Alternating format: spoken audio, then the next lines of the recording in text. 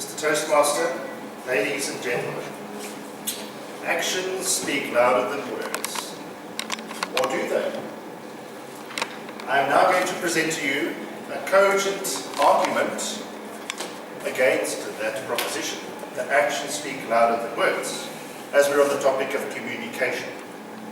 As you well know, actions, and yes, I am going to walk backwards and forwards behind the lectern tonight again, actions and words are both part of communications.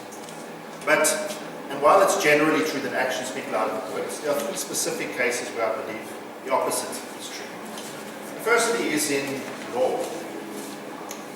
So in law, I take an example from America, and it's a very simple example of if you go and attack somebody, it's better to physically assault them without first telling them you're going to do it. Because in that case, if you go and assault somebody, and based on the different circumstances of the case, you might get between 3 to 5 years, depending on the scenario. That could be your worst case scenario. Whereas according to specific acts of that, it can be the case that you could threaten violence, you could threaten intimidation, not actually go through with it, and get at least 10 years. And that is in the scenario of, let's say, terrorist threats and things like that. So in that scenario, you can actually get more time in jail for your actions than for your words, which is an interesting scenario. Now the next one, and I know we're not allowed to talk about it, is politics. And I think in politics, and especially in this country, we're not allowed to talk about politics, but I'm talking about a communication style. Okay, and there's a communication style called populist rhetoric. And what populist rhetoric shows us, and especially in this country, is that words can talk a lot more than actions. And, there was an American writer, Hofstadter, that was talking in his book about this populist rhetoric and trying to explain the different aspects of it. And what he was saying that is basically in that scenario, it's much more about how what you say is believed and received, as well as how it is communicated, as opposed to the actual truth in what you're saying.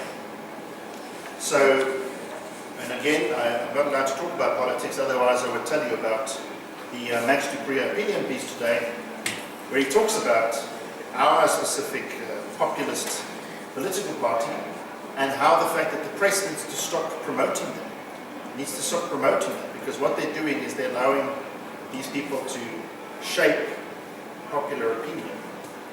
And so in this case, words could definitely be much more, they can speak much more louder than actions, which we've seen clearly are not that great. And then the third scenario is the work environment.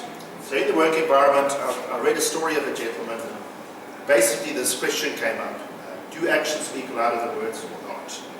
And it was more a chat room. What the one gentleman said is, well, in my opinion, I've worked hard for all these years, and I thought that if I diligently work and I do well, I'm going to get to my performance assessments and that will be recognized. I will ultimately be recognized and pushed forward. And what he said is he got to a scenario where they had a performance assessment, and afterwards his manager called him in, and he'd seen that he'd done worse than a colleague of his. And he questioned this, and the manager had admitted to him, and he'd said, well listen, the problem is that if I let this guy get a lower mark, he's going to really kick up a big fuss. And it's going to be very difficult to manage that whole thing. So I knew that you would kind of take it in your stride. And therefore, to fit all these scores on this bell curve, I decided to give him the higher score than you. And basically his answer to that question, do actions speak louder than words, was to say, well, you have to be prepared to promote yourself and push yourself forward and be a bit aggressive. Otherwise you can end up in a scenario where your actions are second to your actual words and how you communicate. Okay, so communication is really a two-way thing, and we all know that. And today this is my fourth speech, I guess you could call it. I was at a seminar where I delivered 2 separate papers. And the one thing that I really picked up on is that it's so important what you do actually before the meeting in terms of engaging with people.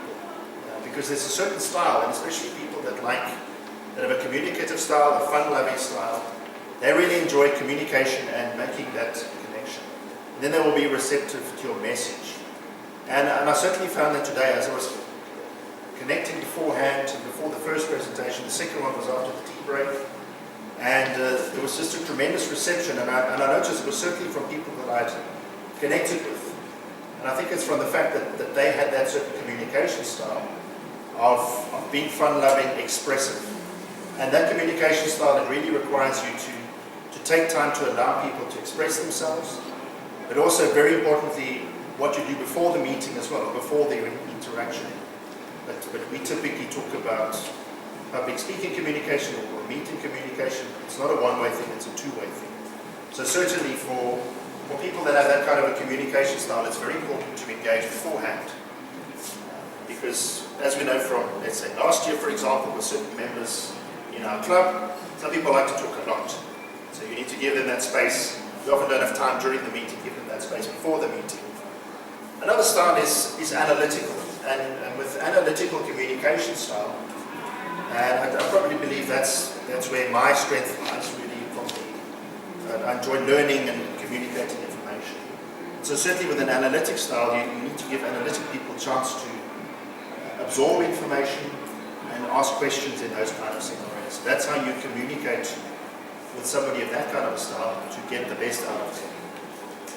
And then you get the style of, I've told you about the sort of peacock style, and then you also get the much more forceful style. And the forceful style is people that don't want to mess around with vagaries.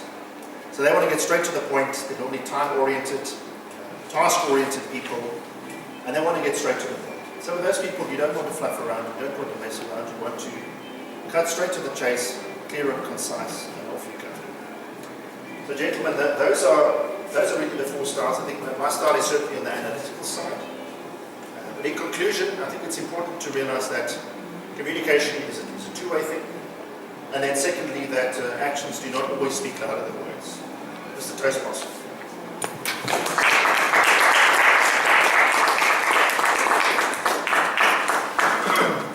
Thank you, Adrian.